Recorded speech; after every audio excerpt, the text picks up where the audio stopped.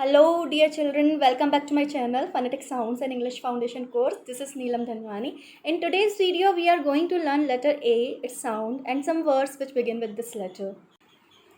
This is letter A.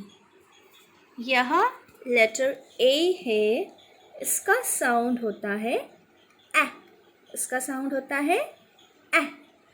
तो हम ऐसे भी बोल सकते हैं A says A. A says A. A A. आइए कुछ वर्ड्स देखते हैं जो कि A लेटर से स्टार्ट होते हैं. A is for apple. A A apple.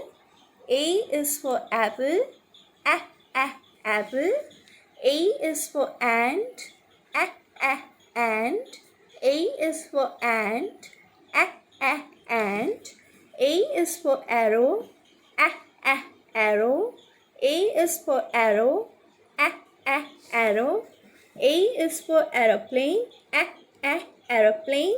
A is for aeroplane. A A aeroplane. A is for X. A A X. A is for X. A A X.